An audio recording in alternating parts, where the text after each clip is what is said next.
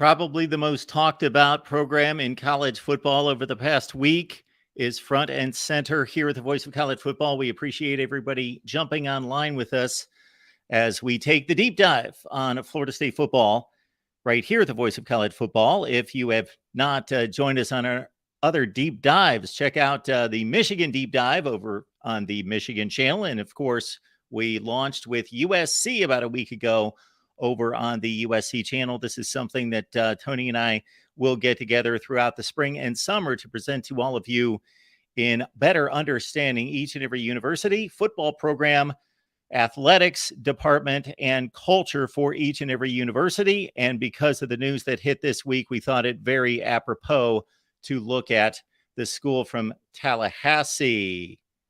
Tony, yes, he is on the war chant, on the war path. Tony, appreciate you being here. Hey, good to be here. I love Florida State. It is one of the major brands in college football. Well, do you want to hear real quick? You want to hear my first Florida State game I ever went to? Yes.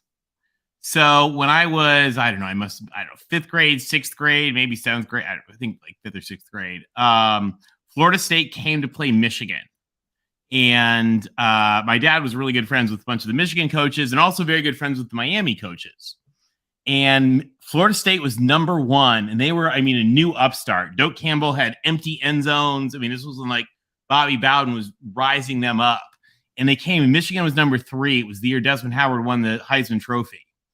And it was just supposed to be the game. And we went down to Ann Arbor because I grew up in Michigan. And let me tell you, Florida State just steamrolled Michigan. Just hit them like a freight train. It was one of the most incredible football experiences I've ever had because that was a great Michigan team. And they played really well. Florida State just smacked the snot out of them. And so, and they brought the band, and they had the war chant going in the big house. And it was just absolutely captivating. And so ever since then, I've had a special place in my heart for Florida State.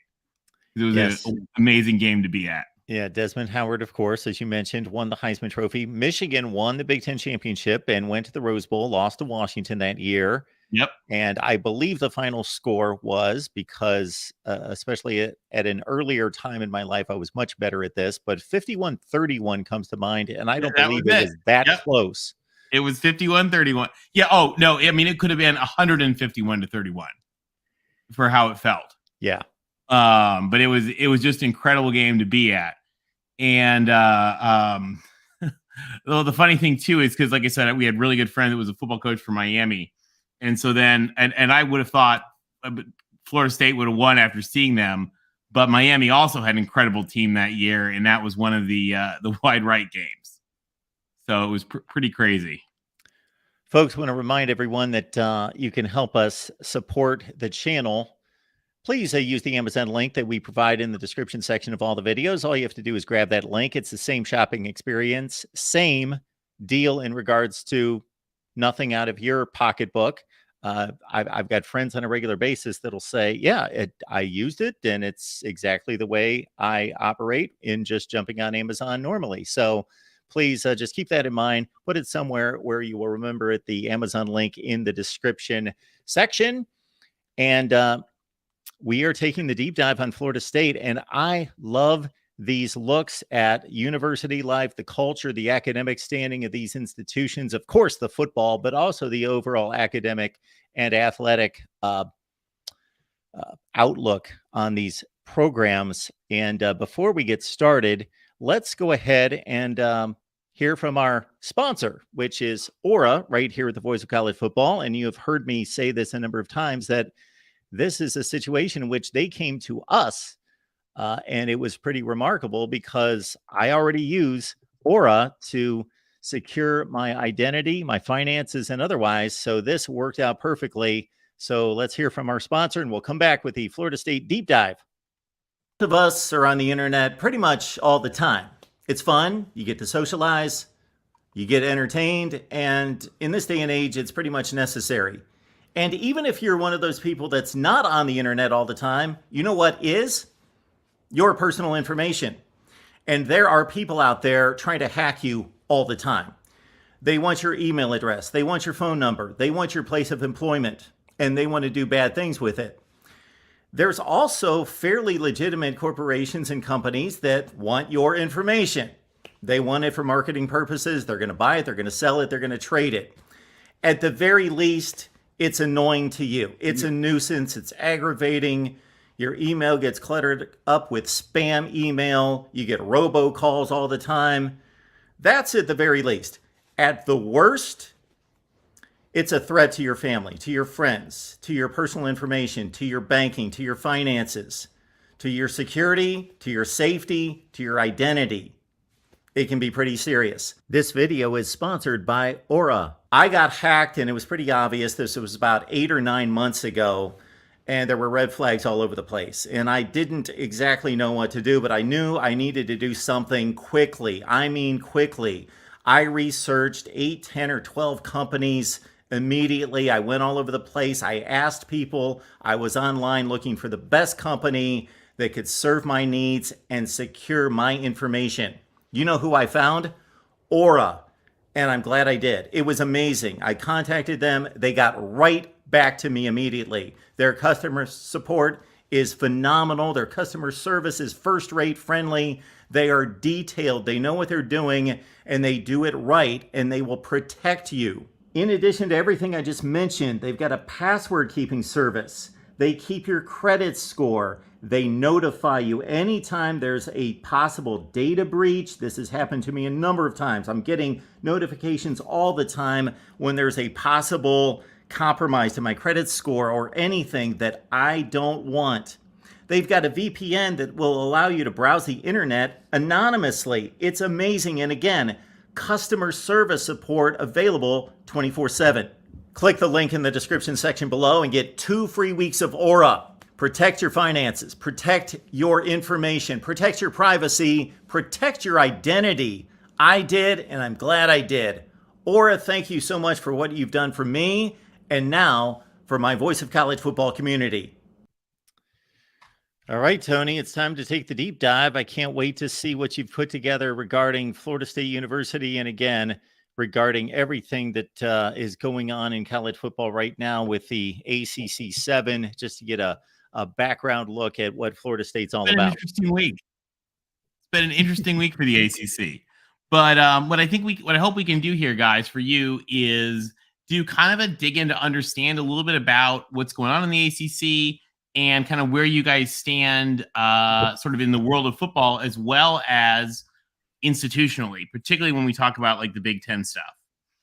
So we're going to do this in 4 parts tonight, gang. We're going to look at Florida State as a university, just as a whole. We're going to look at your academics. We're going to look at your athletic department, and then we're going to dig into your football, which is probably the most fun for everybody. But kind of overlaying that with our Voice of College Football universe here. So you guys know we have a whole bunch of channels here in the Voice of College Football community that Mark runs, and they really represent the sort of the blue bloods of the college football world. And as a result, we're going to be doing these for each of these, but we're also going to be showing how you guys compare to those schools. So not just, the local schools or the ACC schools, but really how Florida State stacks up against these bluest of the blue bloods. And so, I think it's an interesting look, and it's something you really don't see very often is, comparing university-wise among the blue bloods, because really when the conferences are looking at stuff, this is how they're looking at it. They're really not comparing you guys to Wake Forest. They're comparing you to Michigan and Nebraska and USC and everybody like that. So first, some of you guys have seen this if you guys have been on some of these other shows with us before. But I think this is one of the most interesting charts we have. And this is sort of the explainer piece of it. We're going to spend just a minute with a couple versions of the same chart to look at Florida State. And what this does is it compares your sports and your athletic department success. So going up and down. So at the top means you have the best athletic department. At the bottom means your athletic department is not successful at all. And then left to right is an average academic rank. And for our Voice of College Football community, we've actually developed a very kind of a special average academic rank, where the thing about the academic ranks is like sometimes they include liberal arts schools, sometimes they include whatever. So somebody might be number 300, number 400, number 800, and all really be the same thing. So what we did is we've created an average academic rank among FBS and AAU schools. So that's what we're going to be looking when you see the rank tonight. That's what we're talking about, average rank. It's this three-way average using the U.S. News and World Report, which has a lot of flaws, but it's the most popular one. The Shanghai one, which a lot of people think is better, but is not as commonly used. And the Wall Street Journal Times Higher Education one, which I actually think might be the best. But we've combined all three of those averages for you here into one, which I think is really kind of handy. And what we found with this is pretty crazy. There's three very big different groups in college sports. The first one is the Power Five. And these are really good schools with tremendous athletic programs. I mean, some phenomenal schools. And then if you notice the G5, also a lot of really good schools, but just the G5 goes way beyond. There are no bad schools in the Power Five. Every school in the Power Five is a really, really great institution. And you see that because you see there's actually, interestingly, if you look at the red zone there are no schools who have outstanding athletics but are really not very strong schools. There's no weak schools with great athletics. It's kind of an interesting thing, and we'll talk a little bit more about that when we get into some things. But then you also see kind of in the corner there, the Ivy League and the service academies kind of have this weird niche where, they're phenomenal institutions. Some of them are really good at sports, but they kind of fill that weird little triangle. So let's look at where Florida State is. So this compares just the G5 and the P5. And you notice that how there's very little interaction in the you see the Power Five just stand out athletically. They have the resources to compete, and they do. And you see where you guys are. Oops, there's a Michigan on there. Sorry. We've been doing a bunch of these. But if you look at where you guys are, you are kind of in the middle of the Power Five academically, but you are very, very high and very, very strong athletically across all your different sports. So, I mean, that's a really, really good position to be in. If we add in here, you can see, so you guys are really very similar athletically and academically to North Carolina State and Georgia. You fit right there kind of with both of them. Obviously, both phenomenal schools. Kind of a little bit more, you guys are a little stronger and ahead of Tennessee and Arizona State. Texas A&M, Virginia, and Ohio State are kind of like that next little group, kind of aspirationally. So in general, you guys are in really good shape there. Then this is just among the Power Five. And you can see, the ACC is kind of weird. It's kind of wacky. You guys know the old history of the ACC, the Tobacco Road stuff. You have a lot of phenomenal schools that are not as good as you are at sports. I think what are you? You are third behind North Carolina and Notre Dame and all sports stuff, which is pretty impressive. But you can see when you guys think about the Big Ten, you guys sit right there. We talk often about like Florida State fit better in the SEC or the Big Ten. The Big Ten are those light blue bubbles, and the SEC are the yellow ones. And if you look here, you guys are really right in the middle of the SEC and the Big Ten. You're sort of on the edge where the Big Ten kind of turns into the SEC, which is kind of fun. Again, this chart seems super dorky, but there's a lot to it, which I think is pretty interesting. Here's just the whole SEC you can see compared where you guys are. And, we talk a lot this week about the SEC and the Big Ten, and the ACC and the Big Ten, and you'll notice how well the ACC schools fit into the Big Ten as far as academics and sports. And we'll get more into some details there in a minute. The A5 and the G5 gang, the conferences institutionally. This is where people say, "Oh, it's sports, not academics." It is absolutely academics. The ACC, phenomenal institutions. You can see you guys are in another world relative to the G5. I mean, look, the ACC has an average ranking of 55 in U.S. News, average endowment of 3.3 billion. You're a little lower than that. Average research of 541 million. Again, you're a little lower, but not far. And then the ACC is interesting because there's not as many AAU schools. You're only about a third AAU. But at the same time, part of that is because you guys have a lot of like smaller schools like Boston College and Wake and Miami. You know, we are phenomenal universities, but don't do as much like graduate research. And so they're not AAU schools, but they're great schools. And that's okay. And we're going to show kind of a metric on that in just a little bit. So let's look at Florida State as a school here. So no shock, you guys are a public school. You're aware of that. You're not a land grant. Florida State was started as I think an all-women's school. You're not an AAU member, but you are what's called R1. Now there's a thing called the Carnegie Foundation, and they do this thing called a classification. And there's 18 or whatever different classifications they get. Research universities get one of 3 classifications. They get R3, which is like not very much research, R2, which is a lot of research, good, and R1, which is the best, which means highest level of research. There's also things like, master's large, master's small, bachelor's large, bachelor's small. There's lots of different classifications. But really, like the good snotty one is R for research, and the best, the most elite, like put your nose in the air snotty is R1. Now, if you look on this chart, one of the things that I think is pretty interesting, we talk about how athletics and academics are intertwined. Notice that every single school here in our Voice of College Football world is R1. All of them. There are no, like I said, I always tell you guys, there's no bad schools in the Power 5, which is true. There are absolutely no bad schools that are elite at football, which is kind of cool. So everybody here is R1.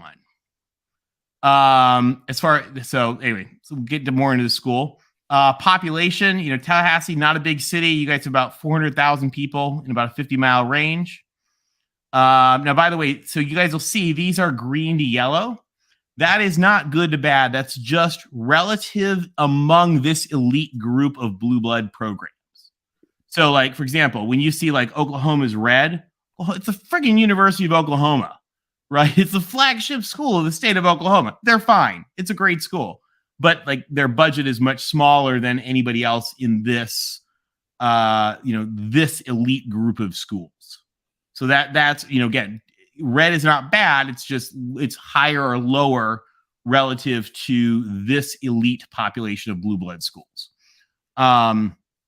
So your core budget, a little bit on the lower side at $1.2 billion per student. However, per student there, you guys have a very low spending. You only spend $27,000 a student. You have 33,000 undergrads out of 45,000 total. So that's actually very heavy undergrad. You guys are a lot smaller percentage. You're 74% undergrad.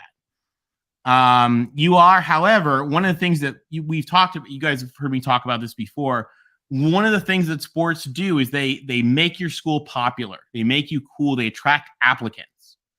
Since Colorado joined the Pac-12, their applications are up like 278%, which is wild since they left the Big 12. A lot of that has to do with the image of the school. Florida State, you guys have very much ridden that idea of taking athletics and popularity and your brand and simultaneously riding that on one side while simultaneously riding the academic train too. Your school has just really been on an upward trajectory over the past 30 years. It's amazing.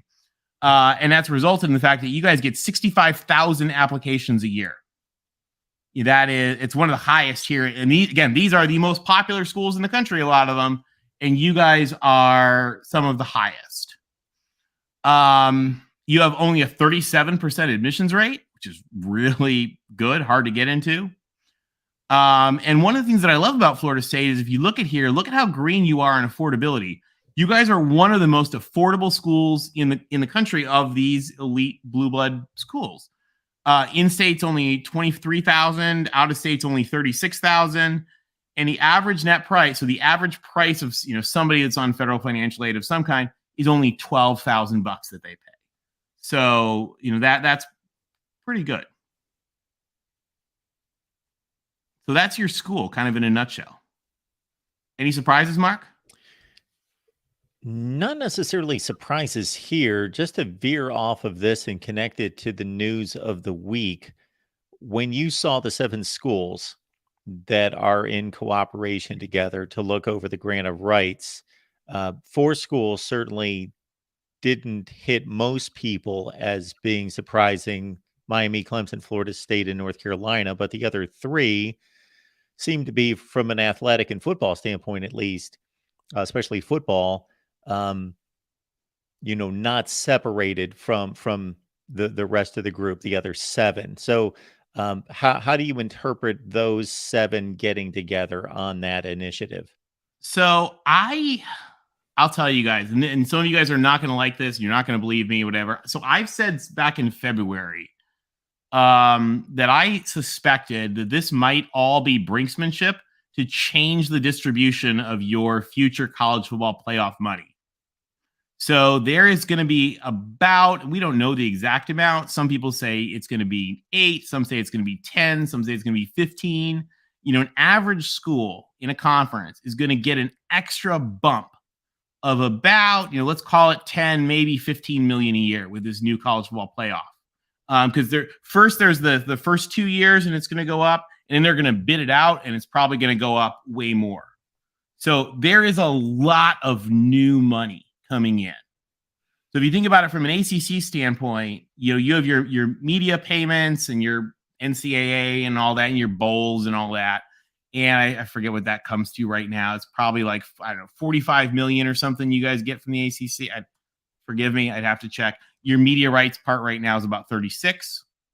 By the way, your Mike Alford, who's awesome, is like very much fudging the numbers in a squirrely way that he's like using because he's trying to make a point. Your real media distribute, and the Big 12 people, they love it. They like rub themselves all over with it, thinking about they think they make more money than you, and they don't, because you guys are going to get about during the years that they get 31 million, you're supposed to get like 36 or 38 because of the way your media deal is structured. However, the SEC is going to get 65 and the Big 10 is going to get 75. Therein lies the problem. But there's going to be another, let's call it 150, $200 million coming to the ACC in this new playoff. And how that money gets distributed is up for grabs. So it didn't surprise me because I think everybody really is interested in getting more of that money. I think that they want to go to an uneven distribution. And by the way, the Big 12 people will tell you that uneven doesn't work. The Pac-12 people who had it for 50 years found it worked really, really well. And so it's not about whether or not it's even or not.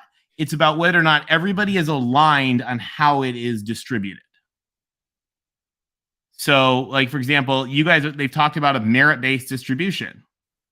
Well, Wake Forest, who's doing great, has said, yeah, you know what? We plan to keep winning. We've got Dave Clawson. We think we're going to slow mesh our way to keep winning. Bring it on. We'll take more of that money. So if you guys are if they do follow through and they work this all out, I think it's going to work really well. I mean, because again, it worked really well for the Pac-12 for 50 years until Larry Scott screwed it up. So I don't see why it wouldn't work for the ACC. Now, the problem is that, if you think about it, again, remember the Big 10 and the Pac, they're going to all get that extra money too. And so if again, we're calling it 15 million, whatever, 20, you add 20 million if you count the NCAA money and all that. So that means that the Big 10 is going to go to 95 or 100. And the average ACC would be going to, 55 or whatever, 60, I guess, about at that time. But if you're cutting that back, that means that some people are going to get 75 and some people are going to get 50. That's where you may start to have problems. Is how big a disparity can you have? And the people that are going to not win are probably not going to like that. Because everybody likes the idea of merit-based until they're not winning it. Tony, did you interpret the 7 as being a situation in which, of course, Mike Alford, at least from an optics standpoint, seems to be leading this charge? I don't know what's going on behind closed doors, but obviously he's been the most vocal and was the one that, sounded the shot at the Board of Trustees meeting a couple months ago. Did you see that? And again, you can just certainly say you have no idea as to whether Florida State started making phone calls, Clemson, Miami, and they got to the point of those 7, and that's who they believed were on a certain side of this, or was it just an all call and whoever wants to show up for this, show up? I have no idea, but one of the things we do know is that we know in the politics of North Carolina that North Carolina and NC State seem to be pretty linked. So no surprise. And also, by the way, they're right next to each other. Like they do a lot of stuff together. And so no surprise that they were pretty linked in this. We know that the state legislature of Virginia has come down with a hammer to keep Virginia and Virginia Tech linked together.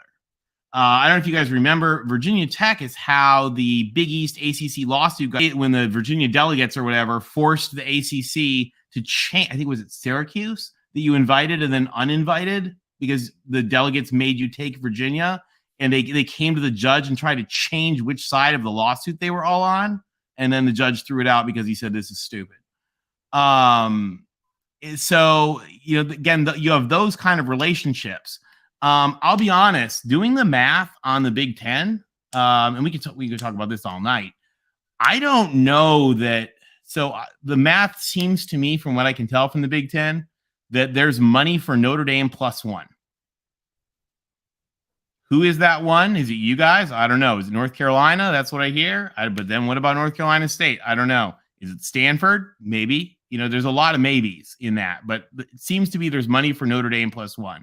I'll be quite honest, and you guys are also a huge, phenomenal financial property. So maybe it could be Notre Dame and you +1. I mean, who knows? But I don't know that there are landing spots for everybody, but I do know that there is a lot of saber rattling, and so it doesn't surprise me that they are going to do. I used to work in foreign affairs. I worked in embassies. This is what's called brinksmanship. Again, you're like a lot of like talking and saber rattling. One of the things that fans don't understand is like, you don't always follow through. One of the things about like, I'm going to give you guys a stupid example. Actually, they used this on the West Wing for something years ago. They talked about, they were sending carrier groups to the South China Sea, and they were like, oh, well, you could start a war. And he looked at me, he said, are the carrier groups in the South China Sea? And he said, well, they're steaming there. And the guy looked at him and he said, but are they there? He said, well, no, not yet. And the guy was like, oh my gosh, you're going to work it out and turn them around. And they were like, yeah. So, you may see some of that with brinksmanship. You may see Florida State make it because they want to change, and they need a change. And we're going to look at some money in just a minute, and you're going to see why I think why you need some change. Hey, Tony, getting back to the chart here, is there a certain component that you have seen schools take in regards to any kind of initiative or program to keep costs down in being more effective, like Florida State is in keeping tuition down than other universities are? I mean, all schools are now moving to, so they're doing stuff. They're moving to do more stuff online. They're doing a lot of stuff to sort of keep their costs down. I don't know what Florida State's doing, for example. But one of the other things, Mark, and we could do a whole show on this. Is that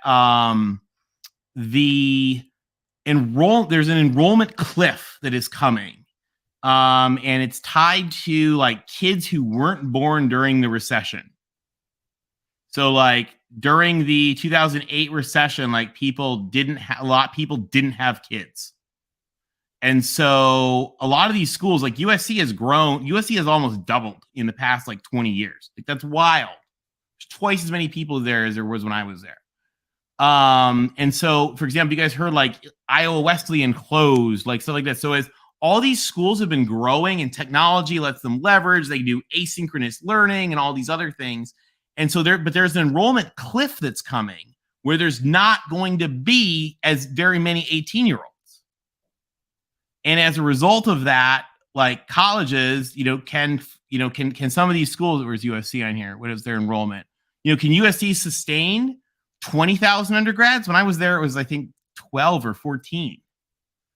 And the answer is probably going to be yes, USC can sustain 12,000 undergrads. But that means that, like, I don't know, let's pick on somebody. Let's pick on Occidental College, nice school up in LA. Ooh, can Occidental, now that all those kids are at USC and USC keeps pulling to keep its numbers, you know, a lot of the smaller schools and schools that aren't, you know, as desirable to kids are going to start closing. And so there's going to be a lot of issues with cost. In the next 10 years, you're going to see a huge change, I think, or next 5 years, as schools are really trying to contain costs, because they're going to face an enrollment cliff.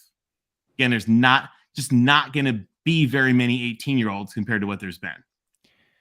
We appreciate our guy James Coleman joining us. James played fullback at Florida State 2002 to 2005. Of course, he helps drive our Florida State show each and every Wednesday night, 6 o'clock Eastern time, and you can catch him on Den Media Group. It's right here on YouTube, everyone, Den Media Group. James, thanks for checking in, man. Oh, man, what's going on, man? Sorry about missing yesterday. No worries. Yeah, but I love it, man. Love when we get to do I get to be opposite of a jock, man. I love the stats, the statistics. Just learn something. I didn't know people weren't having kids during the reception. I didn't either.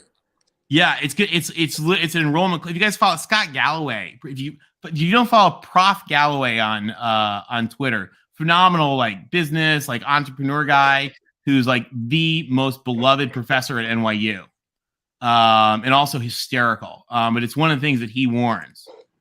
Is about, like, this cliff that's going to just rock higher education. Hey, Tony, do you mind backing up a slide to show James and highlight some of the key points, because he might have some response to some of that? So this was just kind of an overview for you guys. We're going to look at your academic numbers in just a sec. But this was just kind of explaining to folks kind of like Florida State as a school, like how big you are, your admissions rate, price, and stuff like that, just for folks to get a handle on. Mark and I were talking about Florida State of this, and James, this is just the blue bloods that we're looking at here. So just where we have channels for the Voice of College Football community, and you see, which is wild, Florida State is one of the most affordable school of all of these. Like, they keep the price down, and they control spending. So you guys are actually the second lowest spending per student. So they keep spending down, which, you can look at it and be like, oh, they're cheap. But, like, again, like we said, there's going to be an enrollment cliff. And so, like, Florida State is actually pretty well positioned. So you guys spend $27,000 a student. Miami spends $123,000 per student. And they're also a private school, so they need those students. They do. That's spending. Oh, so how much they spend per student? I got you. Yeah, that's how much they spend per. So they're charging a lot, but they're also spending a lot. Right. So it's not even balancing out. So yeah, I see what you're saying. You guys are affordable. Like, it's great. Like, again, Florida State, awesome school. In fact, not only are you guys an awesome school, but I'll show you guys something pretty interesting. The New America Foundation, which is a really cool think tank. And I have some issues with the methodology for this when you get down into it. But I was just talking with my friend Dave on Twitter today about, I think where the top is really interesting is they kind of re-looked at the AAU, and they said they re-looked at these schools, and they said who they thought should be in the AAU. And of the top 15 schools that they thought belonged in the AAU, Florida State is number 2. Now, again, they use some metrics. Some people can argue with it, whatever. It's a wonderful think tank piece. You guys can read it to your heart's content. But the big takeaway, I thought, were who were the schools that just above all else, when they studied their metrics, that they thought these schools belonged in the AAU, and Florida State was number 2 on that list behind ASU. So, like, that's pretty impressive for you guys. Yeah, ASU is and when I look at what ASU has been able to do, with even on the small stuff from when I was in sports performance, what they were able to do with lending out to one of the better sports performance agencies, being able to build on their campus, they've been able to do a lot of sports science type of things. And when I was there when I was in Phoenix for the Super Bowl, you could kind of see a lot of the investment into facilities as not facilities for athletes, but facilities for academic things. So, which is one of the things that I've really been preaching to people more than anything else. I'm like, football is big, and I think if people paid attention to Mark's show and the many times that you've been on my show and things of that nature, while we only see one side and it's a lot of money, I had no idea how much the nerd side of it was bringing in too, though. There's like, a lot. You can bring in a lot more money on that side. I still tell people what you said about Cal and how Cal made so much money on the medical side that they had to break it away and make it its own thing. Which It's is its crazy. own thing. Yeah, it's huge. It's huge. So this is research funding, and we're going to talk more about research funding in just a sec. But research funding is a big thing for the Big Ten, especially. So, like for example, when Ohio State had the press conference to announce USC and UCLA, they talked about how the Big Ten was the premier research and engineering institute, like organization in the world. Oh, and we do sports too. Literally, that was what President Johnson talked about. And with that, one of the things that I think is kind of interesting, for example, the Big Ten, just for guys' context, so there's 6,200 higher learning schools, right? And about 2,500 of them are really what we would think of as like, major colleges, about 2,500 or something. And of those, the 17 schools of the Big Ten do 22% of all federal research in this country. Of all federal research in this country, 22% is done by the Big Ten. And 70% of it is done by 9 sports conferences worth of teams. So that's why, we're talking billions and tens of billions of dollars, just making sports stuff look almost irrelevant, which is wild. And so if you look here, this shows the ACC and the Big Ten research. And you guys can see you're very similar to Miami. Miami's doing 376 million. You're doing 329. The lowest Big Ten right now, it's a little bit sketchy because this includes the med schools because I couldn't break them out in some cases. So I added them into everybody else. So Nebraska's med school, there's a lot of drama there. Should they count or not? We're giving it to them. So if you give Nebraska their med school, the lowest Big Ten is 529 million. So you're a little behind that, but not like unthinkably behind. Boston College is only 65. Syracuse is only 152. So they're really low. But you guys are really good. Like we said before, you're R1, all that. You look elsewhere in the ACC, you start to see, for example, Georgia Tech and Pitt and North Carolina and Duke are all over $1 billion, which is wild. And then this is kind of there's a couple of terms that you guys will often hear, which is you'll hear about, like, is somebody a state flagship school? Are they an AAU member, or, kind of do they have a super high ranking? And I like to think of it as all three and kind of factor those in. Now, you guys are a little bit of a weird case because Florida has passed up. An awesome guy actually sent me a whole note on this the other day. But Florida's passed a law on what they call preeminent institutions. So it's not really Florida's the flagship school, but there's a law in the state that sort of puts you guys, Florida, and USF, you guys in Florida, as like the premier schools, kind of like almost like co-flagships. But you look here, you guys are top 60 academic rank, so you're a great school. So even though you're not AAU or the flagship, you're a phenomenal institution.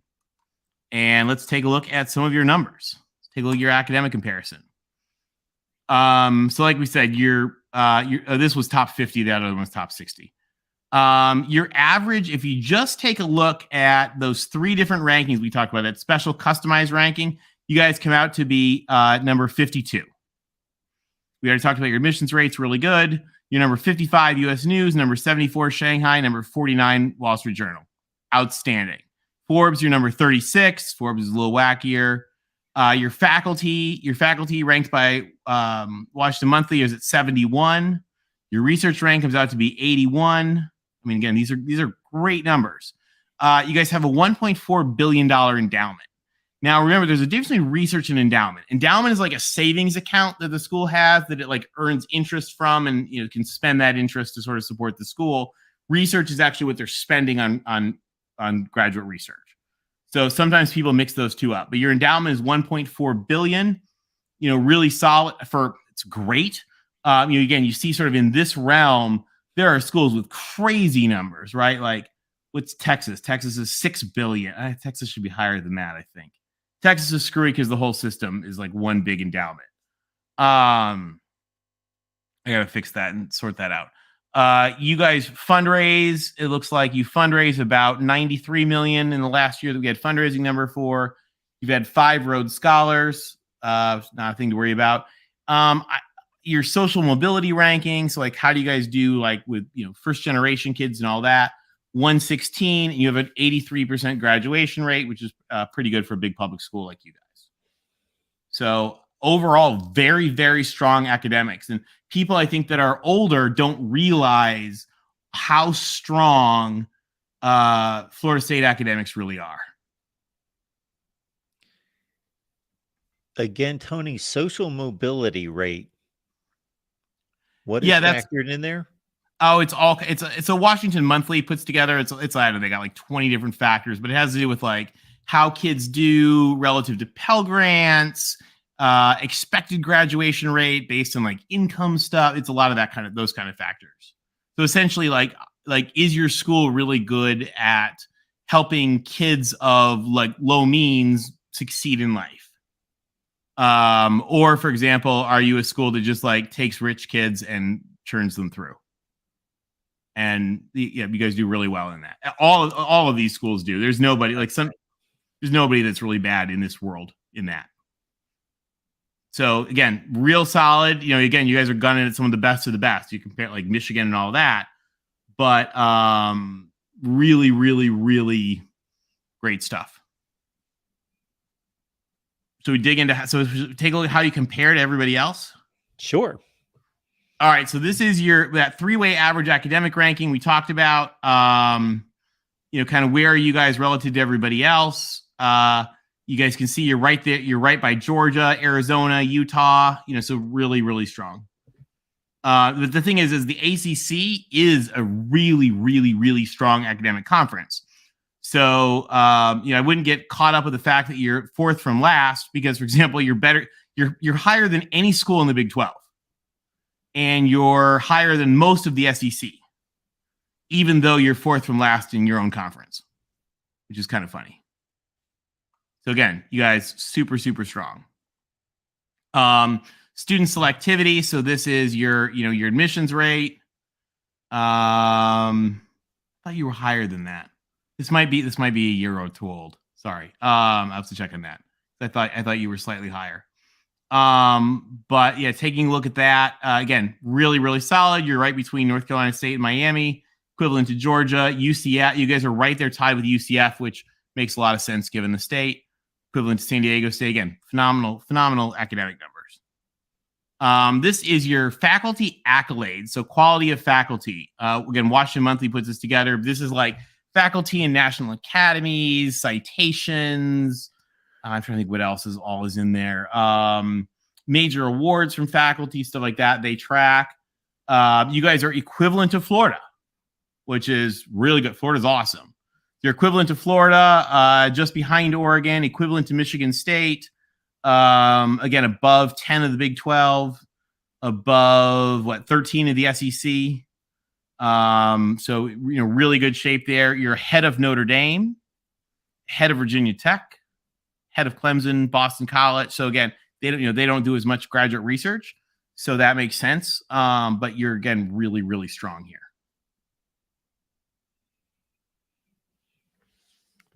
Yeah, Florida State moving to the Big Ten would fit into the, safely within the safe range, final 4 or 5. Yeah, you're right there, equivalent with Michigan State, Maryland, Indiana. That's I mean, the thing about Florida State is you guys are Florida State, and so you have that. We're going to get into your academic and your football cachet. So one of the questions is, are you good in? Are you I don't want to sound tacky and saying, are you good enough academically? But I think you would. We talked about this on the show before. I think you would be. Your numbers hit pretty well in there. Now, Tony, when you talk culture, you're looking at the entire, the policies involved and the academics and all of that. Now, when football fans talk culture, they talk about, what the barbecue looks like, at the tailgate and all that. And they see themselves from my understanding, Florida State fans see themselves as an SEC team, even though many of the people that we have on here, James included, want to go to the Big Ten over the SEC. A lot of the fans themselves see the culture fit, and obviously the geography is obvious as more of an SEC school. Yeah, and I would say the thing of it is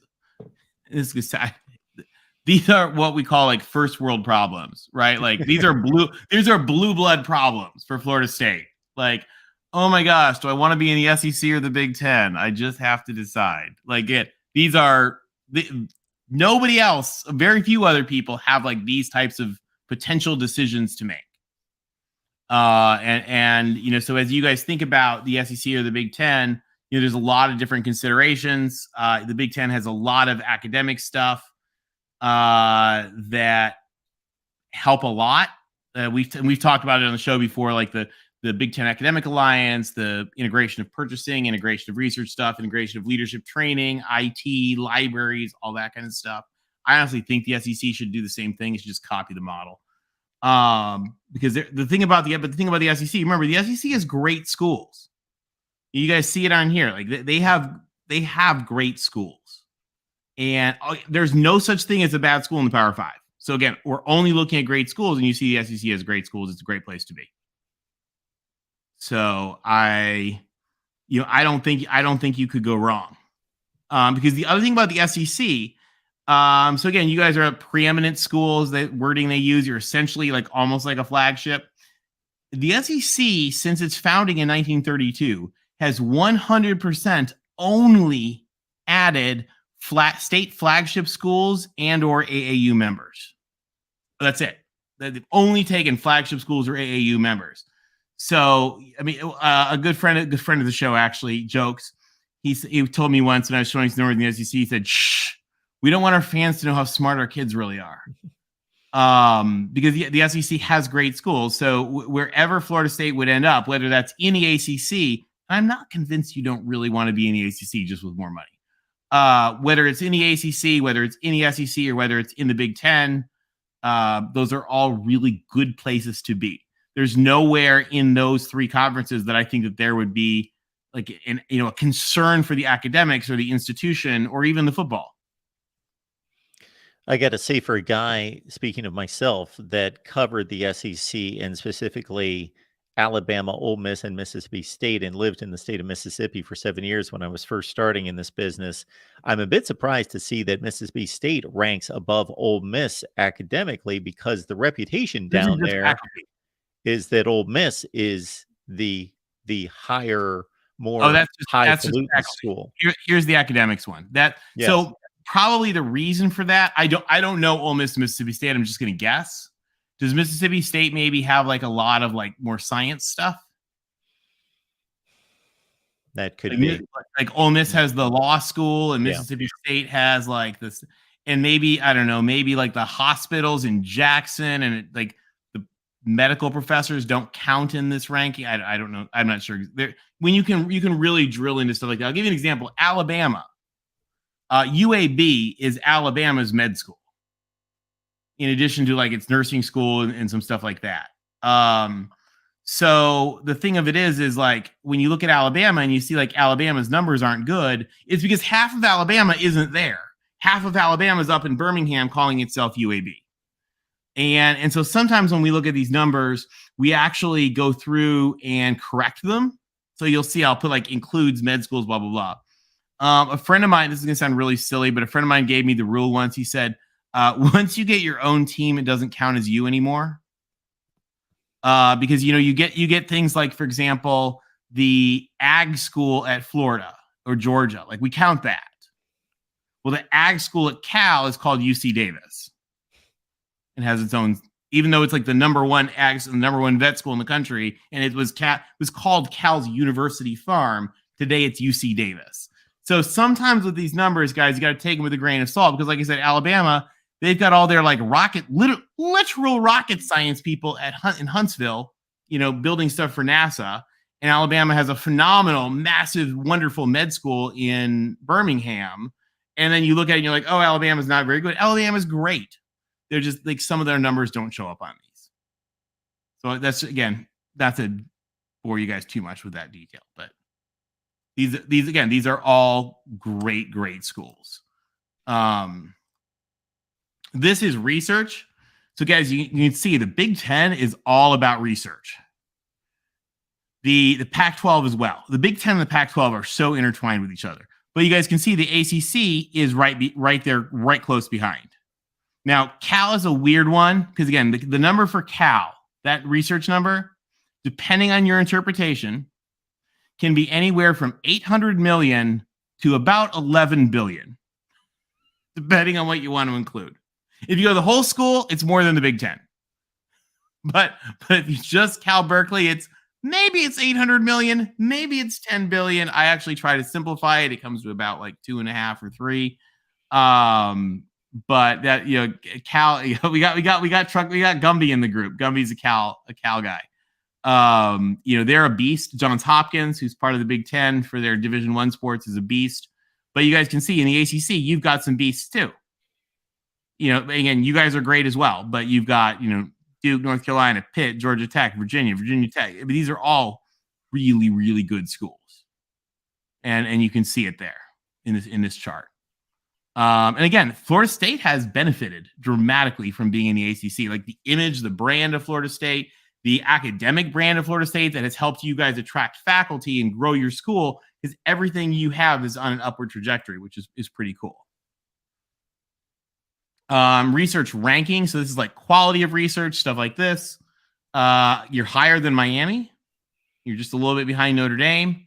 Equivalent with Nebraska, Tennessee, Georgia. So again, really, really great. Iowa State, which is a great research school, is the only one in the Big Ten who's higher than you. So that's pretty solid. Fundraising. Oh, we're going to get into this in just a minute. Didn't we already look at fundraising? Yeah. No.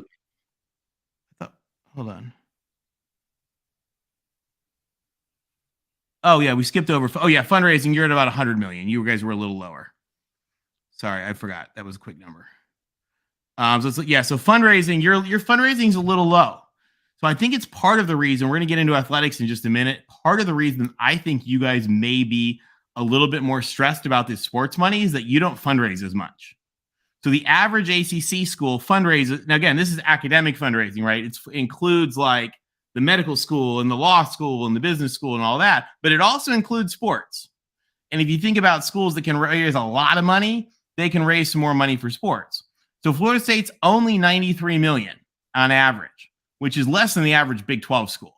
So your fundraising is actually not very good.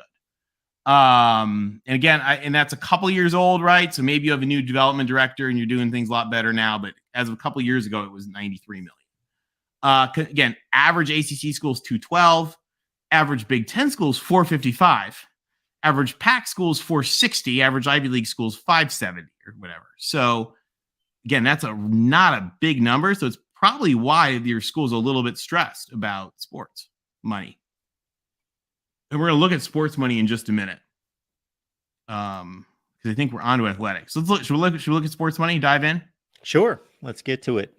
All right. So so here's the thing about sports money. Your budget, your athletic department budget, and we'll come back to this. Let me just skip to budget here. Your budget is 147 million. So the average which is equivalent to an average Big 10 school. So an average ACC school is 121, you're 147. Now, of that, your school is subsidizing 22 million already. So 22 million of that is coming from the school to fund the athletic department. And there's a number that I like to use. I call it cash flow profitability, which accounting people don't stress out. It's not exactly a statement of cash flows, but it's how much profit is being thrown off by football and basketball to support the rest of the athletic department. This is a really cool calculation. I've tried to get like some media people to use it because I think that media people screw up all the time when they think about college sports finances. And so with that, you'll notice that Florida State, for example, here is at 50 million and the average ACC is 60 million. So it's a little bit, you're a little bit lower than the average ACC. and you're nowhere near the Big Ten or SEC. So this is why, like, I think part of the reason that you guys are really, really stressed about how do we get our football money up? Because, I mean, if you guys get an extra 10 million a year, an extra 15 million a year, or whatever, out of the conference, again, that flows straight through here to that bottom line. And that's money that funds the rest of the department. We got our guy Chris Frazier here from Spear Addicts. Everyone head on over to Spear Addicts. Check out Chris covering Florida State football. Chris, what's going on tonight? Oh, we just gave away a 2022 completely signed football from the entire team and whole coaching staff from the 22 season. And then we gave away It's awesome.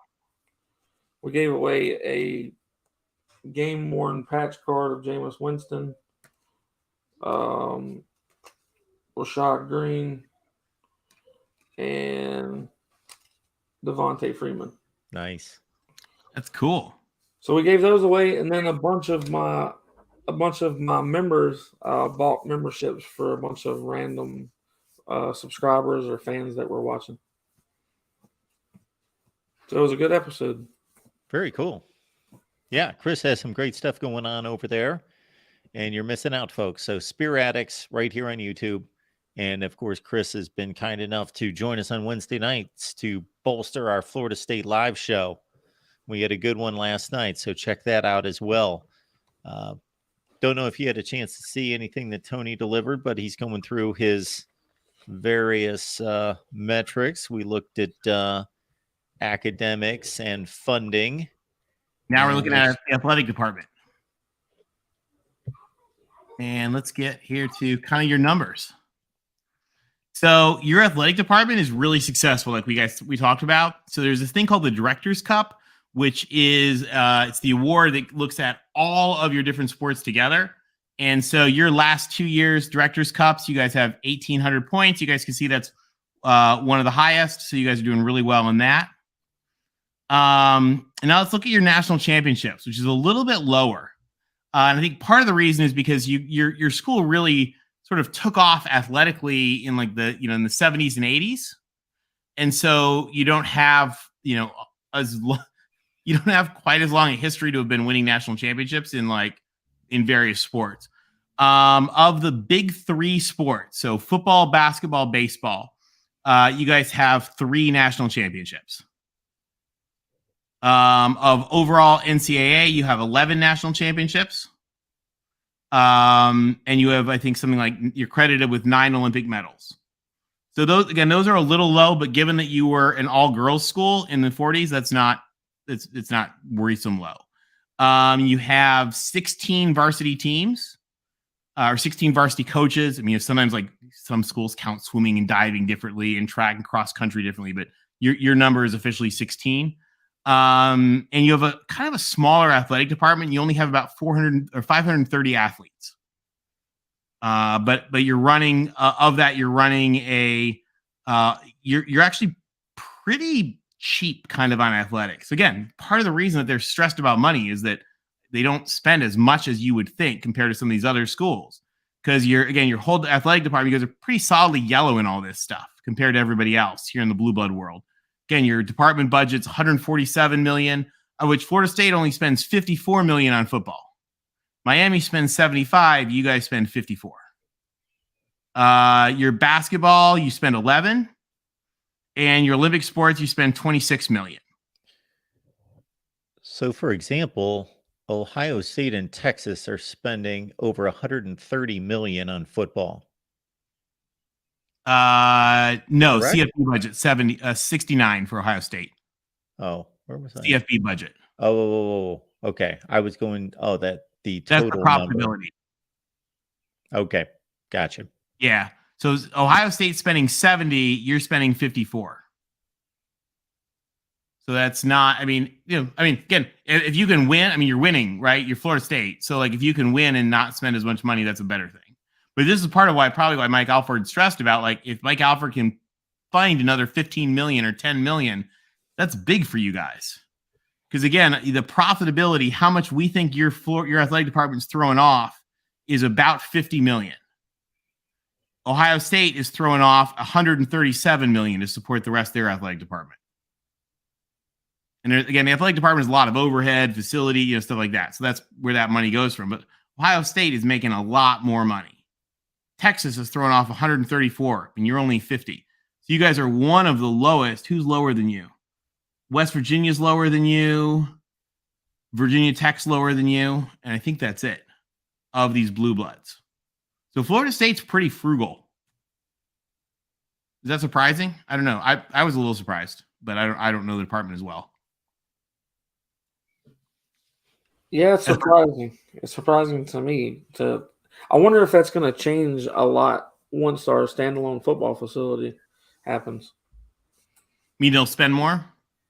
I would think they have to, based off of may. needing. Yeah, I don't know how much more, but it'd have to be more.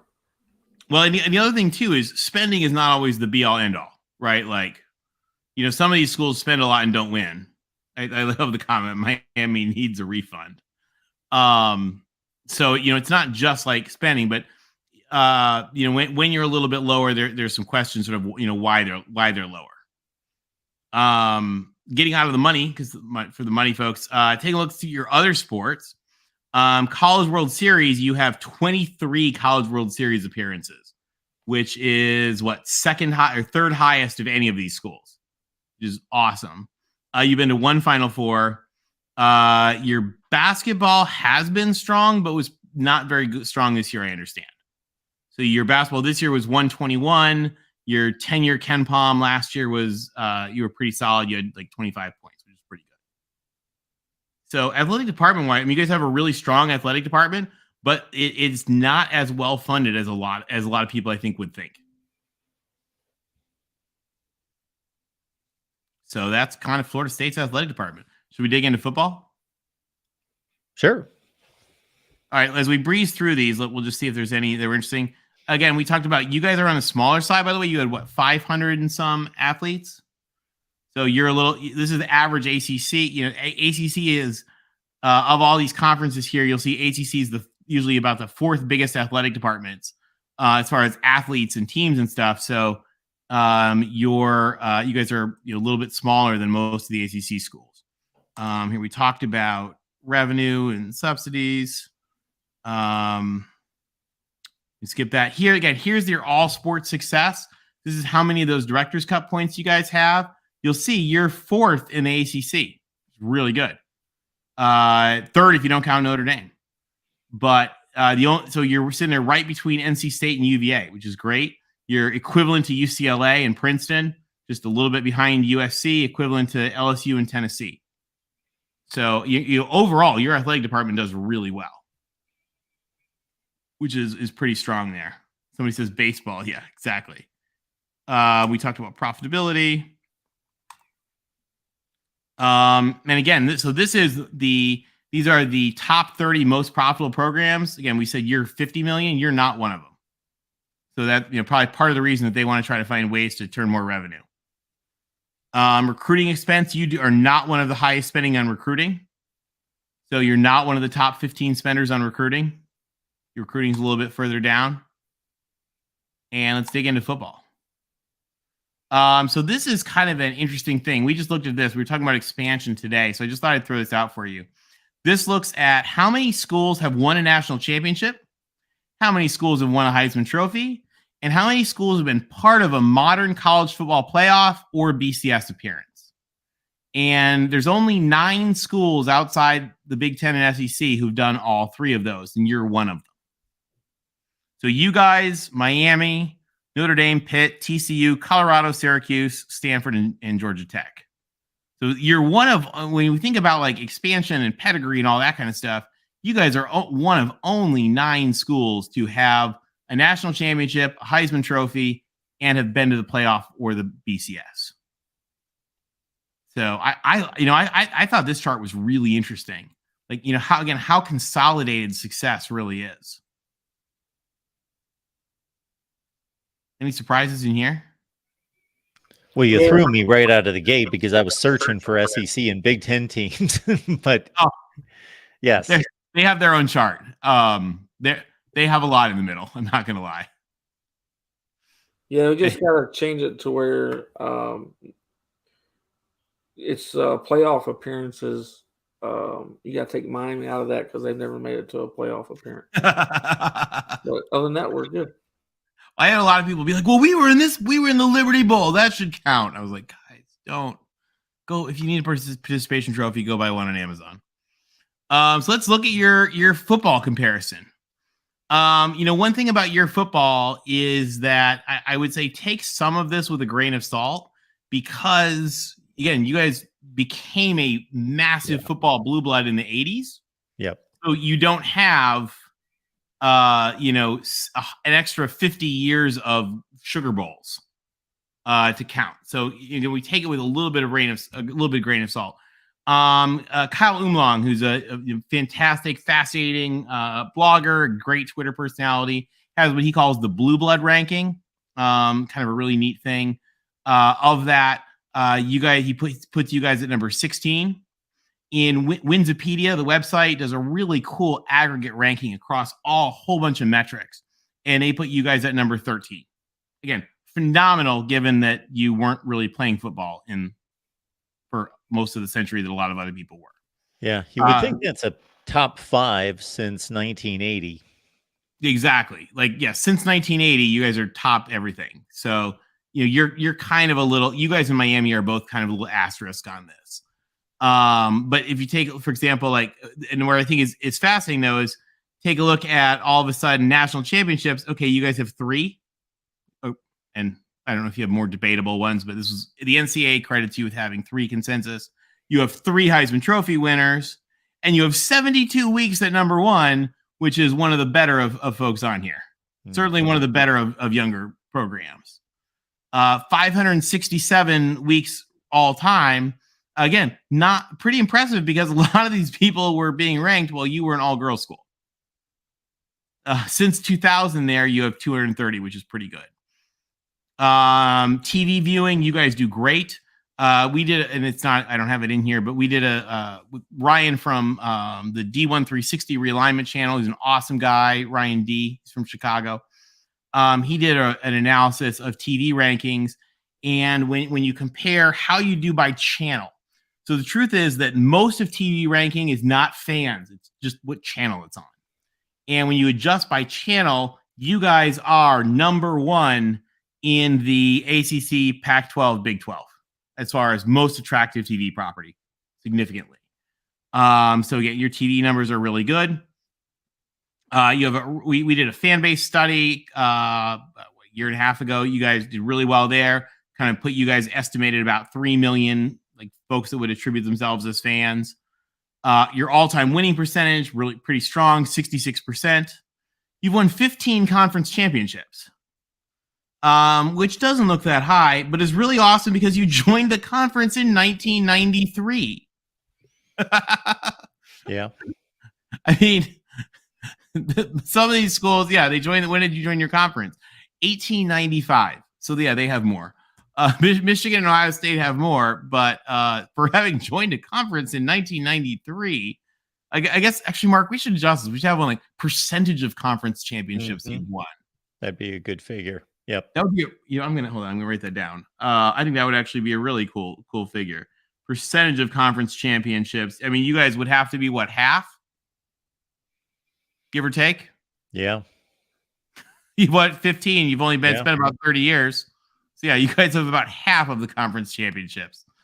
And then take a look again. Also, you didn't have first round draft picks in the 60s because you weren't really doing that.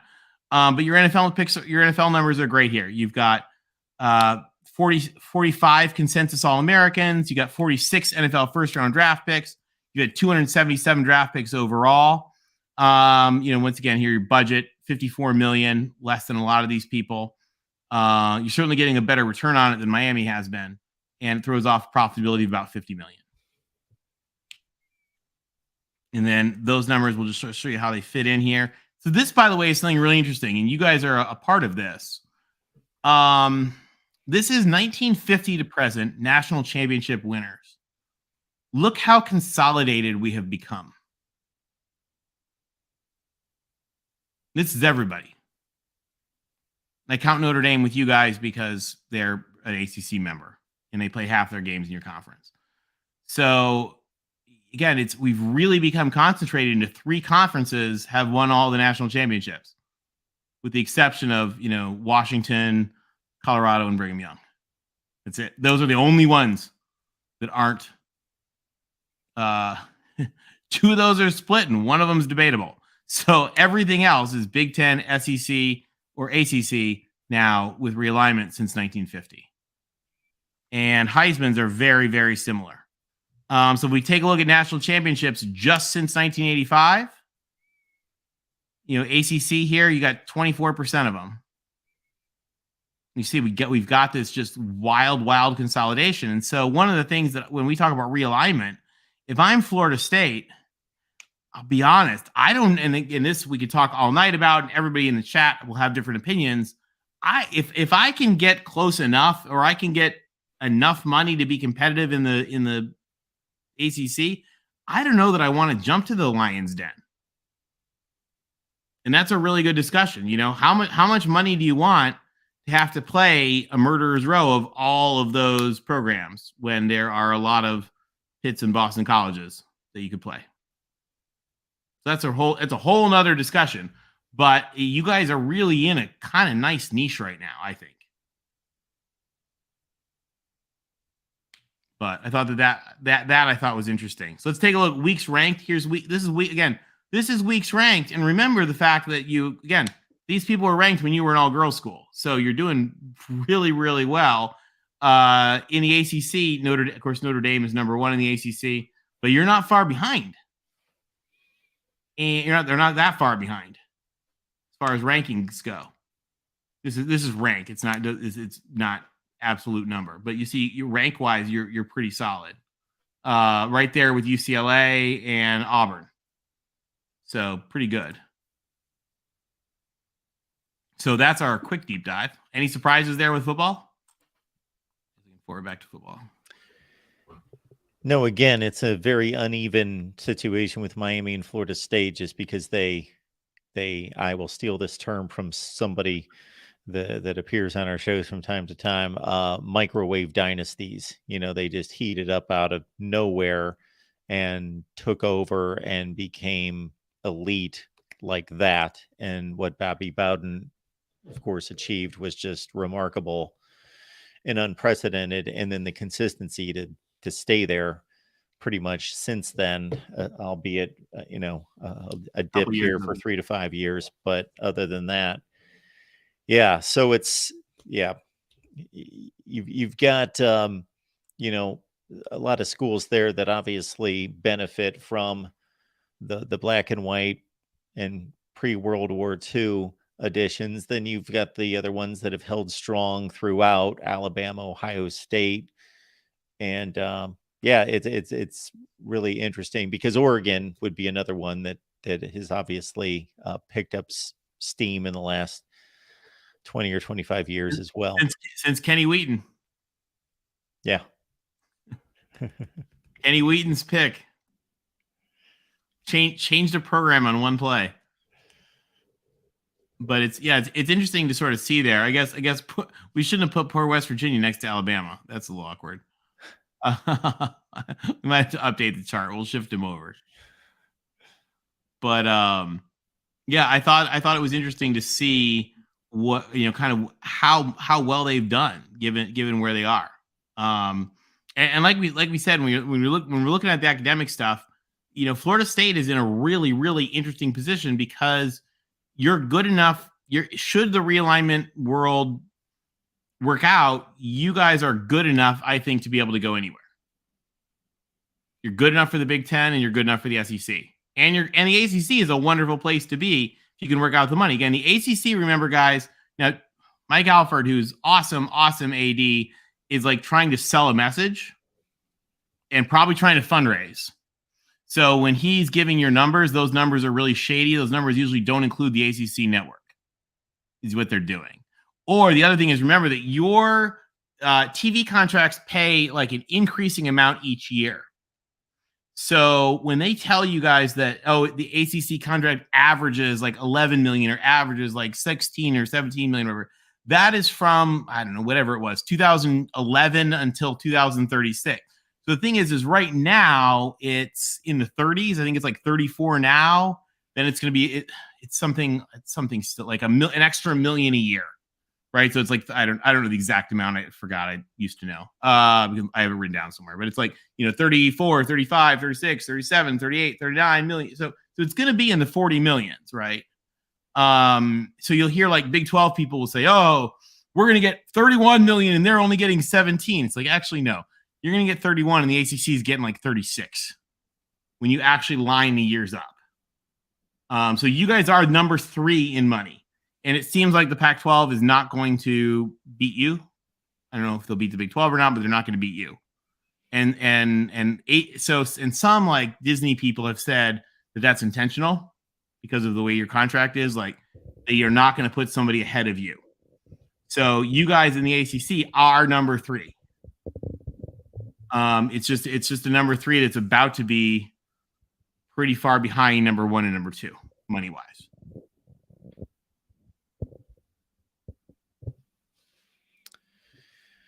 Folks, we appreciate you being here at the Voice of College Football for another deep dive with Tony. We've got a Michigan edition and a USC edition. Chris, we appreciate you being here as well. Is there anything that you wanted to follow up on?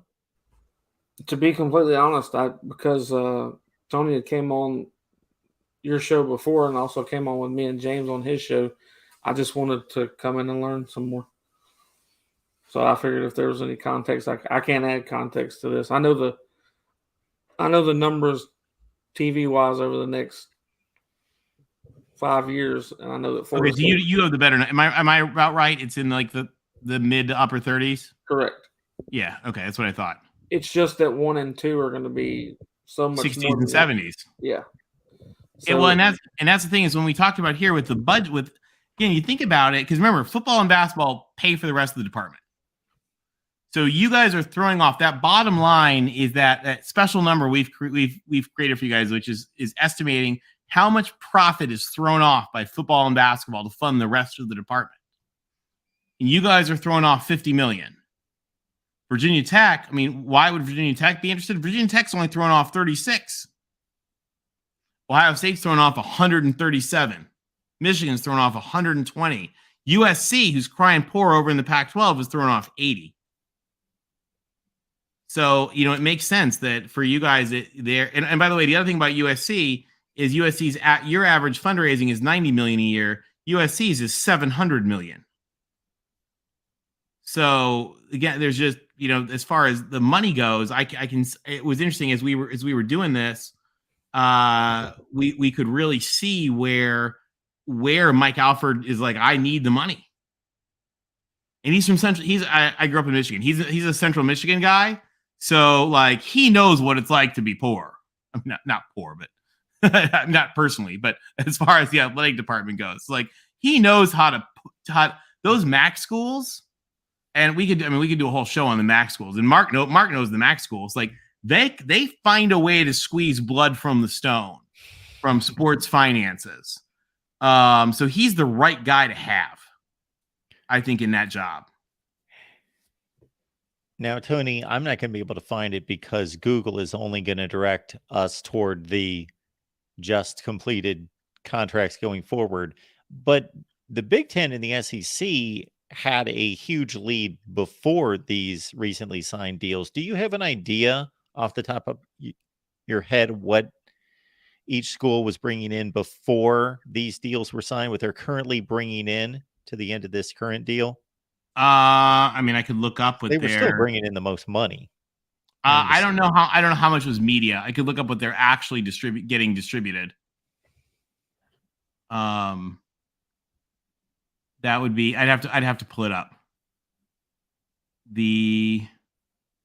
I'd have to pull it up. I know that the Big Ten number is going when USC and UCLA come on board is going to be about 75, increasing each year supposedly. Because remember when people give these media numbers, guys, and Mark, we could do a whole. I think I've shown some slides of media. I just don't have it pulled up. But when you guys think about what happens is there's the media amount, and it's not just that like, let's pick on the Big 12, right? Because they love to talk about media money. They talk about they're going to get 30. They're not actually getting 30. They get like 28 next year or in 2 years or something, and it goes up slightly from there. But so like next year, for example, the Big 10 or the Big 12 is going to get 28 million a year from their media money. And then they're going to get a certain amount per school, but that's all just comes in. Then there's a certain amount of money that they get from the NCAA, and there's their sponsorship money and their bowl money, and that averages about to an extra 10 million a year for most conferences over the media money. So the sort of like rough number there is if you take the media money, add about 10 million, that's about the net of the bowl money and the current college football playoff money and the NCAA basketball money, and then taking out the cost of running the conference, because the conference actually costs tens of millions of dollars to run too. So the net for most of these conferences, the sort of like back of the envelope math you can do is to take the media money and add about 10 million, and then when the new playoff starts, that number is supposed to be okay, take that 10 and probably make it 20. About. Maybe it's going to be up to 25. And we don't actually know because that number hasn't been bid. So for example, when people talk about the ACC and the Big 10 and the Big 12 and all that going forward, you'll hear most of those media people are adding about 20 million to the media number for the going forward years. So that's why the Big 10, they say, okay, it's going to be 75 in media. We think it's going to be about 95 to 100 in actual distribution. It's a lot of money. Yes, it is a good deal that they cut, certainly, and to be able to present their product on 3 major networks each and every Saturday is another component of that I think was pretty ingenious. Yeah. Oh, I think really, really ingenious because, again, when we talked about, so I've done actually some analysis on the TV stuff. And Mark, I was actually going to send you this because I've done more on it. And 87%, so TV viewership is not driven by fans. It's not like I love Texas Tech and therefore Texas Tech has a lot of viewers. It's driven by like, your grandpa who like coughs a lot at night and like can't sleep and watches ABC because that's what's on. And I'm joking, but like it's actually, kind of when you net across the whole country, it's kind of true. So 87% of TV viewership is predictable by 3 things. And we've done the stats on this.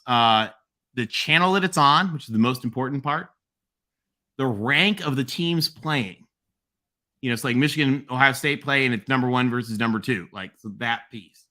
And then an element of historical ranks. That Winsipedia rank actually is like a phenomenal statistical predictor. You combine the Winsipedia ranks, the coaches poll points, and the channel that it's on, you can get 87% prediction of accurate prediction of what the viewership is going to be. So as far as the Big 10 goes, going forward in the SEC, having those games on ABC, NBC, CBS, those are where all the people are. Plus, they have the majority of what you just outlined in regards to football power. Yeah. Yeah. No, I mean, the thing is, guys, is like, and we could show the TV numbers on this. We could do again. We should do a whole thing on the TV numbers sometime. We could like put pivot tables up, those split. I live would love to do that. Yeah, I posted a series where I went through all the conferences and the Big 10 numbers in particular, and of course the SEC, but the Big 10 numbers, my goodness. And most of it gravitated around Ohio State, Michigan, and to a lesser extent, Penn State. Do I have TV? I don't think I have them on this. I don't have them in this particular slide deck to be able to pull up. What struck me, Tony, in reviewing the TV numbers was, for one thing, the Ohio State Northwestern game. Not a great football game. Obviously, Northwestern's not bringing eyeballs to the screens. That game outdrew every game in the Pac-12 for the entire season. I believe it. Another thing that astounded me was that the Ohio State Rutgers game on the Big Ten Network. So the Big Ten Network has reserved. The Big Ten Network actually Network did pretty draws decent well. numbers. Yeah, that did really good really well. numbers, and they typically reserve some decent games for themselves. But especially some Western Division games. The East gets plucked up by what was formerly the ESPN contract and ABC, of course, plus Fox, a lot of Ohio State, Michigan, Penn State, but a lot of, Wisconsin, Iowa, Illinois, that were important games toward the division championship. But the most watched game on the Big Ten Network the entire season was a bad football game. It was Ohio State and Rutgers. And what was intriguing about that, when I lined it up against ESPN, that was the only time slot the entire season where a Big Ten Network game outdrew an ESPN game head to head, when Ohio State and Rutgers were playing on the Big Ten Network. All right, check this out. I just pulled it in. All right, so this is viewership by channel. This is average viewers by channel, 2016 to 2022. And I mean, you can see Big Ten, the BTN is the same as FS1. And you see CBS. Now, again, one of the reasons for this, right? CBS, they got a lot of Alabama games. Alabama's number one. It's the middle of the day. It's CBS Network. I mean, all those things. And the CBS number is also so not getting watered down. And I'm sorry, Tony, the CBS, as you well know, the CBS number is not getting watered down by a bunch of inventory. It's only one game every week, typically. Sometimes it's two, but it's only one game. It's not, ESPN showing noon, 3:30, 7, late night, showing Thursday and Friday night games, the whole deal. Yep. That's a big game on CBS every week. Again, the other thing about it is that it also has Army Navy too. Yes. So they got all those SEC games, and they end with Army Navy, which just pads the numbers a little bit. Absolutely. And again, ABC and Fox, for as many big games as they're showing, they're also showing games all day, which spreads out the number more than it does. Yeah, there's a Texas Tech at Mississippi State somewhere in there. Yeah. Now I'll show you something else cool, Mark. I don't know if you've seen this. This is how people watch Power Conference games, G5 games, and FCS games. And I thought this is really interesting. Now, there is one big caveat to this, but people do not want to see bad football games. Like they don't watch. Now, part of the reason, right, is if Ohio State versus Miami of Ohio, right, it gets bounced. It's not on ABC, it's on BTN. So I mean, there's a lot of different things at play in that number, and a lot of the like the G5 versus G5. If it's not a good game, it might be on ESPN Plus, whatever. But actual viewership, people are more likely to watch two G5 teams play each other than to see a cupcake game. Mm-hmm. Just the big takeaway that I had from this was that people don't like which is also true because I don't watch them. Yeah. So this is not brain surgery we're doing here to say people don't want to watch cupcake games. But I was amazed at just the difference in the viewership numbers of people don't want to watch cupcake games. Absolutely. And what you're showing us obviously is valid because it's the mass, it's the volume. I'm bringing up a few anecdotal points here, but I was astounded by Michigan's poll because Michigan played that lousy non-conference schedule against Hawaii, Colorado State, and UConn. All three of those games were ABC games at noon, and they all held up extremely well for 55-0 games, 59-7, whatever the score was. Those games were drawing close to 4 million viewers, with Michigan playing on ABC against a complete nobody in a bad football game. And Hawaii.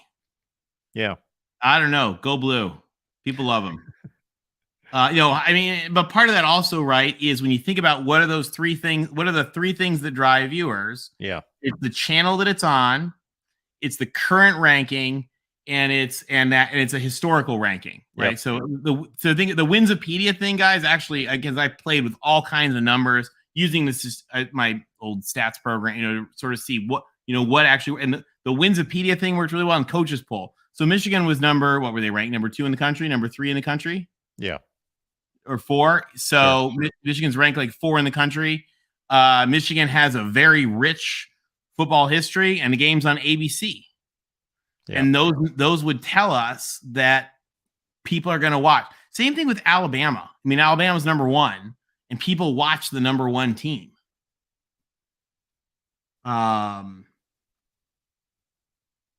Antoine wants to know, of course, they want AAU for money reasons, but even still, the AAU money thing was always in effect. So why are they pushing for it? Antoine, everybody's always pushing to get in the AAU. If they can get in there, they want it bad. I mean, it really is like, because the thing is it puts you in an association. It's not just like an award, right? Like it puts you in the association that is putting you in a better position to then like really control and influence federal research money coming to you. But it's also a massive draw to your faculty. So it's kind of like how football players, you think about football players, like they want to be in like football players want to play in the ACC or the Big Ten or the SEC. Football players don't want to play in Conference USA or the Patriot League if they can play in the Big Ten or the SEC. Well, professors are the same way. Professors don't want to be at an R3 school when they can be at a R1 AAU school. Like, it's the same thing to a professor. Being at an AAU school is like being an SEC football player as far as professors go. And so as far as attracting professors, you want to attract the best professors and the smartest people and the smartest grad students. And so being an AAU school is like being an SEC school for professors, if that makes sense. Sorry, I know that's probably a cheesy example, but like think of it that way, guys. That's why it matters. So anyway, yeah, I couldn't get over the difference there. And again, you see ABC, there you go, Mark. ABC averages 4 million. So if Michigan was pulling 4 million for that game, that's an average ABC game. Which you wouldn't think it would be based on the opponent. Yeah, exactly. And those are painful games to watch. But again, Michigan, they're number 2 in the country, and it's Michigan, so they've got the brand name that folks see, and it's amazing the difference that makes. So one of the things we can do, Mark, for example, and I've been talking to a friend, we can do it. So now that we've built this analysis of the TV people, we can actually use that to predict, like, what would regular season NBC USC versus Ohio State, what should that draw? We can predict that now with this software, which is pretty cool. That is cool. Yeah, as our buddy Tim put in the chat, once USC starts to match up against some of those Big Ten teams at the top tiers, wow. Yeah, it's going to be, everybody's going to watch. So, and the other thing too with the Pac-12 contract is, remember, and I do not want to dwell into Pac-12 media rights debates in this, but like, because a lot of their, ESPN has their game, like they like to put their games on at night, and they know that those night games don't draw as well, but it like is a good game they put on at night. So it's sort of like they sort of sacrifice viewers in a lot of ways. Because like, for example, Oregon, Washington is going to, if that's an after dark game, again, the networks have a lot of reason to want to put a game on at night because they don't have a lot to put it up against. So it makes it an interesting game at night, even though that game would draw way, way, way more people if it was at 3:30 in the afternoon. But, again, remember, the network's goal is not to like put the most people to watch that game. The network's goal is to make the most money off their advertising revenue. And so they allocate their inventory. I'm telling this to the people, not to Mark. Mark is a guru at this. I'm not mansplaining to our ESPN guru. But yeah, the networks are trying to make the most money and create the whole best schedule overall. Yeah, it's fascinating stuff, no doubt. All right, Tony, anything else you wanted to hit on tonight? No, Seminoles. Excited to see. You guys are going to have a great season this year. You just got an awesome new wide receiver. I can't wait to see the games. Yes, Mr. Keon Coleman from Michigan State, courtesy East Lansing. So you broke my Spartan dad's heart on that one. Tony is quite familiar. For sure. We appreciate everyone being here. And again, this is something that Tony is delivering for us across the board on our Voice of College Football Network. We have USC and Michigan posted. Check those out on those respective channels. And again, now that we've got Florida State in the can, we will continue forward.